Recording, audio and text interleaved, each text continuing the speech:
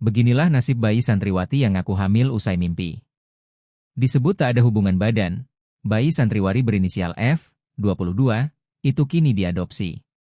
Keputusan itu diambil keluarga demi masa depan ibu dan bayinya. Keluarga memilih langkah tersebut untuk memulihkan kondisi psikologis putrinya yang kian tertekan.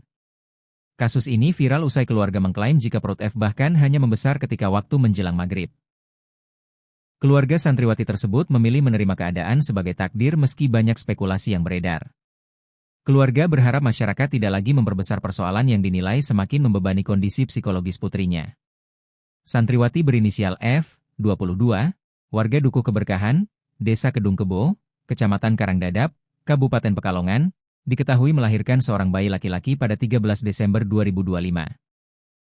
Peristiwa itu menyita perhatian lantaran keluarga menyebut kehamilan tersebut terjadi tanpa hubungan badan, bahkan dikaitkan dengan pengalaman mimpi yang dialami F.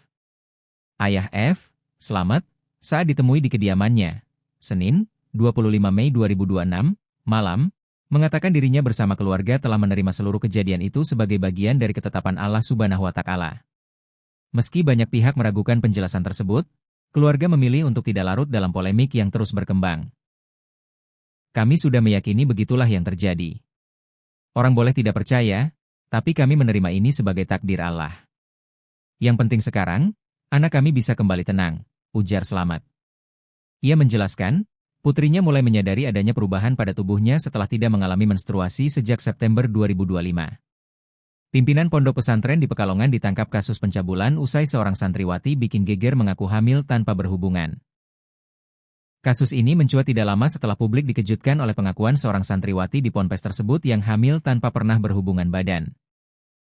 Terkini Polres Pekalongan Kota menangkap AKF, seorang pimpinan sekaligus pengasuh pondok pesantren Pak di Desa Simbangkulon, Kecamatan Buaran, Kabupaten Pekalongan. Petugas kepolisian melakukan penangkapan pada Rabu, 27 Mei 2026, pagi sekitar pukul 6.30 waktu Indonesia Barat.